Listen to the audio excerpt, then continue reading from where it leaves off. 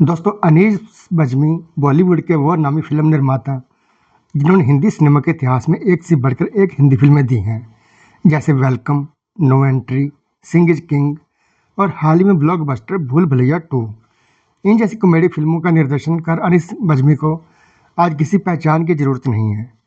लेकिन क्या आप जानते हैं कि फिल्म निर्माता अनीस बज्मी वो शख्स हैं जिन्होंने पर्दे की पीछे की एबीसी राज कपूर के साथ मिलकर सीखी थी। फिल्म निर्माता अनीस बज्मी ने राज कपूर के सहायक के रूप में अपनी शुरुआत की थी और उन्होंने कहा कि इसमें कोई शक नहीं कि वह हिंदी फिल्म आइकॉन रहे हैं, लेकिन वे बेहद गुस्सैल थे। उनका गुस्सा इतना खराब था कि उनके क्रू मेंबर उनके आगे थर थर काँपते थे। अनीस बज्मी ने 1982 में आई सुपरहिट फिल्म प्रेम रोग का किस्सा सुनाया। उन्होंने बताया कि कैसे राज कपूर का गुस्से के कारण फिल्म प्रेम रोग की टीम को 3 दिनों के लिए ट्रक में मुंबई से मैसूर तक की यात्रा करनी पड़ी थी।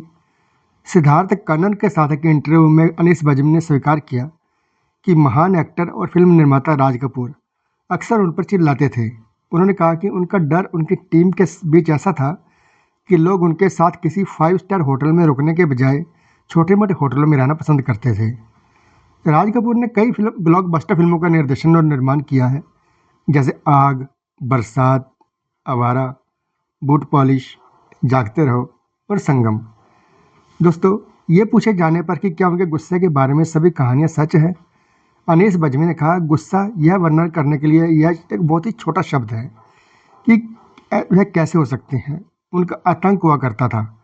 उन्होंने कहा कि मुझे यह अच्छी तरह याद है कि यदि वे बुरे मूड में होते थे और किसी पर चिल्लाते थे तो 400 लोगों के मुंह पर आवाज़ नहीं निकलती थी। उन्होंने कहा कि फिल्मों में उनका एक अलग व्यक्तित्व था, उनका सब अच्छे स्वभाव वाला, लेकिन वास्तविक जीवन में हम सहायक उनसे बहुत ही डरते थे।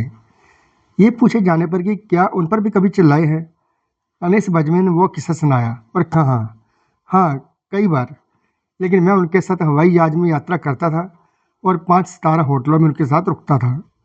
लेकिन हम सभी सहायक उनके पास रहने से बचने के लिए कम फैशनेबल आवास में रुकना पसंद करते थे। लेकिन एक बार मुझसे कुछ गलती हुई। फिर मुझे बताया गया कि मैं उनके साथ विमान में यात्रा नहीं करूंगा, बल्कि मैं अन्य सहायकों और सभी लाइटिंग इक्विपमेंट के साथ जोंगा ट्रक में मुंबई से मैसूर तक की यात्रा करूंगा। सफ़र 1000 किलोमीटर का था, जिसमें हमें 3 दिन लग गए जाने में।